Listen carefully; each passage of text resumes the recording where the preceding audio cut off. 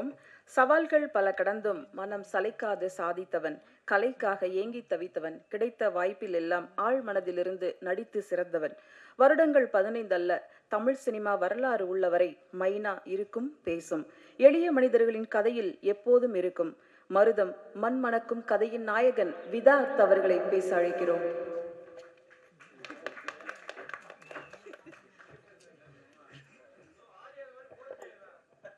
என்னாச்சு?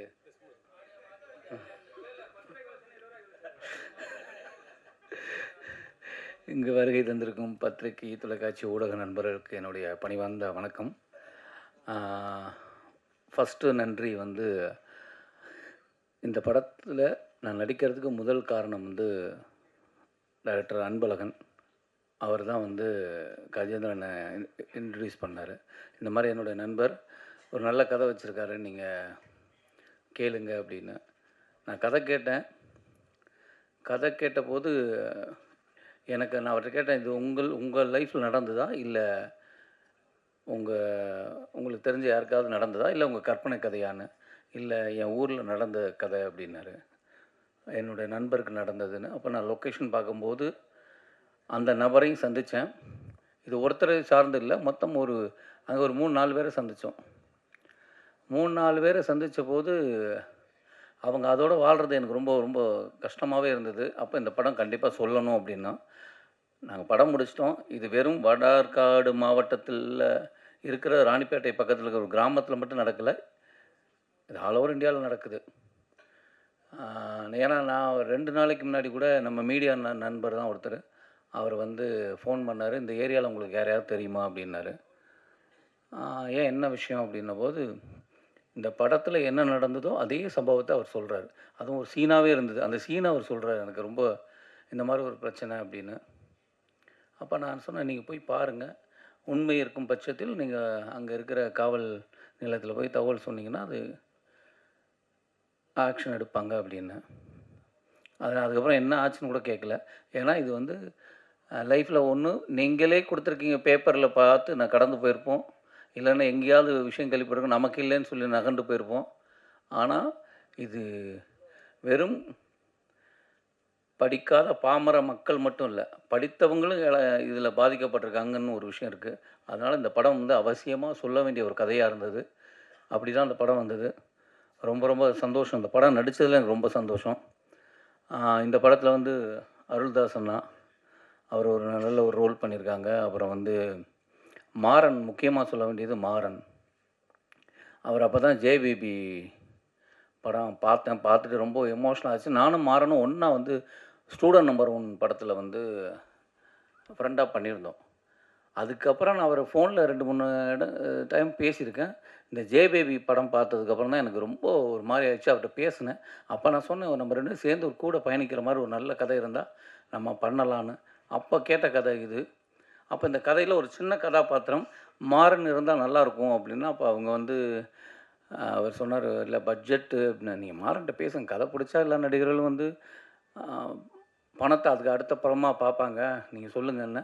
மாறன் கதை கேட்டு பிடிச்சது. அவர் சம்பளத்துக்கும் அதே இதுக்கு ஒத்துக்கிட்டார். நாங்கள் பேசி சில விஷயங்கள்லாம் அங்கே ரொம்ப பிரமாதமாக நடந்திருக்கு. மாறன் ஜெயபேபி மாதிரி இதுலேயும் அவர் எவ்வளோ காமெடி பண்ணுறாரோ அதே நேரம் நம்மளை கலங்கவும் வச்சுருவார். ரொம்ப பிரமாதமாக பண்ணியிருக்காரு. அதனால் மாறன் அண்ணாக்கு இந்த டயத்தில் நான் இன்றைக்கி வரல, அவருக்கு நன்றியை தெரிவிச்சுக்கிறேன். ஏன்னா நான் சொன்னவொன்னே வந்தாருங்கிறது ரொம்ப சந்தோஷம். அப்படி ஏன்னா இந்த படத்துக்கு ரொம்ப தேவை, அது ஒரு முக்கியமானது. அப்புறம் ரக்ஷனா ஆக்சுவலாக இதுக்கு இந்த கதை கேட்டாச்சு, ஒரு குழந்தைக்கு அம்மா. அப்போ ஹீரோயின் யாராவது சொல்லுங்கள் உங்களுக்கு சைடில் அப்படின்னு. எனக்கு தெரியல, நீங்கள் பாருங்கள் யாரும். நாங்கள் வேறு எல்லாம் பேசிகிட்டு இருந்தோம். திடீர்னு இவர் சொல்கிறாரு, இந்த பொண்ணு எப்படி இருக்கும் அப்படின்னு. ஏங்க, அது ஸ்கூல் படங்க, அது சின்ன பொண்ணு, அது எப்படிங்க அப்படின்னு. இல்லை நீங்கள் நேராக பார்த்தீங்கன்னா தெரியும், நீங்கள் நேராக பார்த்தீங்க. இல்லை எனக்கு தோணுது அப்படின்னாரு. அப்போ லொக்கேஷன் அவங்க ஒத்துக்கிட்டாங்களா அப்படின்னு. இல்லை சொல்லியிருக்கேன் அப்படின்னாரு. எனக்கு ரொம்ப ஆச்சரியம். ஏன்னா அவங்க ரொம்ப சின்ன பொண்ணு. அவங்க இந்த பையனுக்கு அம்மாவை ஒத்துக்கிட்டதே பெரிய விஷயம். ஆனால் அவங்க ரொம்ப கிளவர். எப்படின்னா, அந்த கேள்வி யாரும் கேட்கவே மாட்றாங்கன்னா அவங்களே அந்த கேள்வியை கேட்டு பதில்னு சொல்லிடுறாங்க. ரொம்ப க்ளீனாக 2வது படத்திலேயே நான் தாயா நடிக்கிறது அப்படின்னு யாராவது கேட்பீங்க. இதுக்கு முன்னாடி இன்டர்வியூவில் யாராவது கேட்பேன்னா, நீங்க கேட்குறீங்க அப்படின்னு அவங்க அந்த கேள்வியும் கேட்டு அதுக்கு ஒரு பதிலையும் சொல்லிடுறாங்க. ரொம்ப ஏன்னா அந்த தாட் இருக்குல்ல, ஆக்டிங்க்கு வந்து நம்ம ஆக்டர் அவ்வளோதான். அது இந்த இதுதான் பண்ணணும், அதுதான் பண்ணல. ஆக்டர் நம்ம பிடிச்சிருந்தா பண்ணணுங்கிற ஒரு விஷயம். அவங்க வந்து அவங்க அப்பா, அவங்க அம்மா எல்லாம் வந்திருந்தாங்க. ஒரு நல்ல ஒரு ஒரு ஃபேமிலியோட பழகுன மாதிரி தான் எனக்கு இருந்தது. ரொம்ப நன்றி. இந்த படத்துக்கு நீங்கள் வந்து நடித்ததுக்கு ரொம்ப சந்தோஷம். கண்டிப்பாக இந்த படம் வந்ததுக்கப்புறம் எழுதுவாங்க, உங்களை பற்றி எல்லாருமே பேசுவாங்க. ரொம்ப அற்புதமாக பண்ணியிருக்காங்க. அப்புறம் ரொம்ப எங்களையெல்லாம் விட அந்த பையனை சொல்லணும். அது இயக்குனருடைய பையன். ஆக்சுவலி வந்து எல்லாம் குழந்தை நட்சத்திரத்தை கூப்பிட்டு வந்து நடிக்க வச்சோம்னா, அது என்ன இருந்தாலும் அதில் ஒரு ஒரு ஒரு கட்டமைப்பு இருக்கும், ஒரு கிளாரிட்டி இருக்கும். இப்படி பேசணும், இப்படி பேசணுங்கிறது ஒன்று தெரியும். இவன் பார்த்தீங்களா, அவன் பாட்டு எதாவது சட்டையை கிழிச்சிட்டு இப்படி தான் பார்ப்பான். ஏதாவது சும்மா ஆடுறான்னா கூட கேட்கவே மாட்டான். ஆனால் இப்போ படமாக பார்க்கும்போது தெரியுது, எங்களை விட சிறந்த ஆக்டிங் அவன் தான் பண்ணியிருக்கான். ரொம்ப இயல்பாக பண்ணியிருக்கான். அதை வந்து உனக்கு தான் அவ்வளோ பிரமாதமாக பண்ணியிருக்கான். அது ஆக்சுவலாக அந்த டயத்தில் கூட இவன் என்னடா நைட்டுலாம் ஷூட் நடக்கும், சொன்னதை கேட்க மாட்டானுன்னு கூட நமக்கு தோணும். டைரக்டர் இல்லை சார், அவர் வந்து அவர் குழந்தைய விட்டால் படமே வேணான்னு கூட போயிடுவார். அவ்வளோ அவ்வளோ பாசம் குழந்தை மேலே. சரி எடுக்கிறாருன்னா, ஆனால் எடுத்து அதை நம்ம பார்த்தோம்னா ரொம்ப பிரமாதமாக பண்ணியிருக்கான். அப்புறம் இயக்குனர் சரவண சுப்பையா சார், அவங்க வந்து ஒரு அந்த கதையுடைய அது பீக் டயத்தில் ஒரு இடம், ஒரு விஷயம் இருக்கும். அதை வந்து ரொம்ப பிரமாதமாக சார் வந்து பண்ணியிருக்காங்க. எனக்கு சாரை வந்து நான் ஆக்டராக சின்ன சின்ன கேரக்டர் பண்ணுறதுலேருந்தே எனக்கு தெரியும். திருவண்ணாமலை படத்தில் தான் ஃபஸ்ட்டு சந்தித்தோம். அன்றைக்கி நான் எப்படி பார்த்தேனோ அதே எங்காவே இருக்கார், அப்படியே இருக்கார். கிட்டத்தட்ட 20 வருஷம் ஆயிடுச்சுன்னு நினைக்கிறேன். அவங்க சாருக்கும் ரொம்ப நன்றி, இப்படி ஒரு படத்தில் வந்து சப்போர்ட் பண்ணதுக்கு. அப்புறம் இந்த படத்துடைய ஒளிப்பதிவாளர் அருள் வல்லையா, அவர் ரொம்ப ஏன்னா இந்த ஊரில் வந்து அவரை தான் முதல்ல சொல்லணும். ஏன்னா நாங்கள் ஷூட் பண்ணது வந்து ஏப்ரல் மேல. வெள்ளூரில் வெயில் கேட்கவே வேணாம், வறுத்து உட்கார வச்சுருக்கு. அந்த இடத்துல அவர் கேமராவை எடுத்துகிட்டு, நாங்களாம் கூட ஷார்ட் முடிஞ்சோடனே ஒதுங்க இடம் இருக்காது, இல்லைனாலும் ஒரு மைண்ட்லேயே ரிலாக்ஸுங்கிற ஒரு இடத்துல இருப்போம். ஆனால் இவங்க அடுத்த ஷாட்டுக்கு போயிடுவாங்க. அந்த வெயிலில் வந்து அப்படி எடுத்தது வந்து ஒளிப்பதிவோட ரொம்ப அழகாக பண்ணியிருக்காரு. அதனால் அந்த டீமுக்கே என்னுடைய வாழ்த்துக்களை தெரிவிச்சுக்கிறேன். அப்புறம் எடிட்டர், அவரும் வந்து எடிட்டர் ரூமில் தான் இருக்கணும், இல்லை ஸ்பாட் எடிட்டிங் இருக்கணும். ஸ்பாட் எடிட்டர் இல்லை, ரூமில் தான் எடிட்டிங். ஆனாலும் அவர் வந்து டெய்லி ஷூட்டில் வந்து உட்காந்துருவார். ஷார்ட் அப்படி கேமரா பக்கத்தில் நின்றுட்டு என்ன தேவை இருக்குது எல்லாத்தையும் வந்து டிஸ்கஸ் பண்ணுவார். அதனால் ஈஸியாக முடிஞ்சு படம் முடிஞ்சு ஆக்சுவலாக ஷூட் முடிஞ்சு கிளம்பும்போது காப்பி ரெடி, எடிட்டிங் முடிச்சிட்டாரு. அவ்வளோ ஸ்பீடாக ரொம்ப அழகாக பண்ணார். எடிட்டருக்கு நான் நன்றியை தெரிவிச்சுக்கிறேன். அப்புறம் ஆர்ட் டைரக்டர் வந்து இதில் செட்டு இல்லைன்னாரு. செட்டு மட்டும் போடுறது இல்லை ஆர்ட் டைரக்டர். அந்த அடிச்சிட்டாங்களா செட்டு மட்டும் இல்லை, அதை வந்து ரொம்ப இயல்பு மாறாமல் அந்த ஊரில் இருக்கிற சின்ன விஷயங்களுக்கு மாறாமல் கரெக்டாக அந்த இடத்துல வைக்கிறது இருக்குல்ல, ப்ராப்ஸு வேறு இடத்துல இருக்கும், அதை அந்த வீட்டுக்கு கொண்டு வரணும், இல்லை இங்கே இருக்கிறது தேவையில்லை அப்படிங்கிறதெல்லாம் இருக்குல்ல, இதெல்லாம் பண்ணுறது ஒரு பெரிய ஒரு ஆர்ட்டோட வேலை. அது ரொம்ப அழகாக பண்ணார் தாமு சார். அதனால் அவருக்கும் என்னுடைய நன்றியை தெரிவிச்சுக்கிறேன். சாரி நானும் அவங்க இல்லை, அவங்கெல்லாம் வந்து நானும் அப்படி தான் இருந்தேன். யாராவது ஒரு மேடையில் ஒரு சின்ன ரோல் பண்ணால் நம்மளை கவனிக்க மாட்டாங்களா அப்படிங்கிறது. அவங்க வந்து கூப்பிட்டோன்னே வந்திருந்தாங்க. ரொம்ப நன்றி, ஆடியோ ஃபங்க்ஷன் வந்ததுக்கு ரொம்ப நன்றி. ஆக்சுவலாக அவங்க அந்த படத்துலேயும் நடிச்சிருந்தாங்க. அதிலே கேட்டேன், அன்பழகன் சார் படத்தில் நான் நடிச்சிட்ருக்கேன், அந்த படத்துலேயும் அவங்க ரோல் பண்ணியிருந்தாங்க. ரொம்ப ஒரு சீன் தான் பண்ணியிருந்தாங்க, ரொம்ப செம்மையாக பண்ணியிருந்தாங்க. யாரும் கேட்டாமல் இந்த படத்தில் நான் சொல்ல, அவர் டைரக்டரே அதில் ஒர்க் பண்ணதுனால கூப்பிட்டுருந்தாங்க. இந்த படத்துலேயும் ஒரு நல்ல ரோல், ரொம்ப எமோஷ்னலாக ரொம்ப நல்லா பண்ணியிருந்தாங்க. கண்டிப்பாக உங்களுக்கு ஒரு ஃபியூச்சர் கண்டிப்பாக இருக்குது. இல்லை எனக்கு தேங்க்ஸ் இல்லைங்க, டைரக்டர் தான். அதனால் அவங்களுக்குமே நன்றி. அப்புறம் இந்த விழாவின் நாயகன் எங்கள் இசையமைப்பாளர், ரொம்ப பிரமாதமான, ஏன்னா ஆக்சுவலாக என்றாவது ஒரு நாள் வந்து தலைவர் பிச்சு எடுத்திருப்பார். அவ்வளவு விருதுகளுக்கும் காரணம் வந்து அந்த பின்னணி இசை. ஏன்னா ஒரு என்ன தான் நடித்தாலும் அந்த கோர்வையை அழகாக வந்து பின்னணி இசை சேர்க்கறதில்ல. பாடல் தலைவன் பிச்சிருவார். ஆனால் அந்த பேக்ரவுண்ட் மியூசிக் தான் ரொம்ப பிரச்சனையான விஷயம். அதை ரொம்ப அழகாக கையாண்டிருந்தார். இந்த படத்துலையும் நானும் படம் பார்க்கணும்னு கேட்குறேன் தலைவா. அவர் நீங்கள் நேராக வெள்ளித்திரையில் காண்கன்னே சொல்லிகிட்டு இருக்கிறாரு. நான் இன்னும் படம் பார்க்கல. ஆனால் எனக்கு தலைவர் மேலே ஒரு நம்பிக்கை. ஏன்னா அதில் வந்து ஒரு டீசர்னு ஒரே ஷாட் ஒன்று பண்ணியிருப்போம், சும்மா நடந்து வரதை. அது வந்து அந்த ஷார்ட்டை பார்த்துட்டு 1000 பேர் அதுக்கு எனக்கு ஃபோன் பண்ணிக்கிட்டே இருக்காங்க, மெசேஜ் பண்ணிகிட்ருக்காங்க, ரொம்ப கதையே சொல்கிறாங்க. அப்போ அது சொல்கிறதுக்கு ஒரு காரணம்னா தலைவருடைய பேக்ரவுண்ட் மியூசிக், அதில் போட்ட ஒரு சின்ன விஷயங்கள். ரொம்ப நன்றி தலைவா. இந்த மாதிரி சின்ன படங்களுக்கு சப்போர்ட் பண்ணதே ரொம்ப சந்தோஷம். அப்புறம் நான் வந்து ஊரில் வந்து நான் அங்கே உள்ள அவர் ஃப்ரெண்டு மேனேஜர்னு நினச்சேன், நீதி.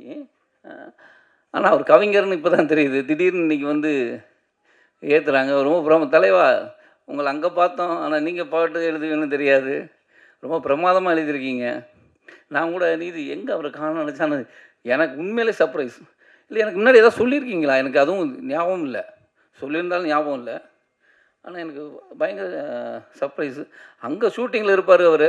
ஸோ ஊருக்காரர்னு நினச்சேன். இங்கே வந்து அவர் அங்கேருந்து பாடல் எழுத ஆரம்பித்தேன் நினைக்கிறேன். ரொம்ப பிரமாதம். நன்றி கவிஞர் நீதிக்கு என்னுடைய நன்றியை தெரிவிச்சுக்கிறேன். வாழ்த்துக்கள். அப்புறம் என்ன விட்டேன்?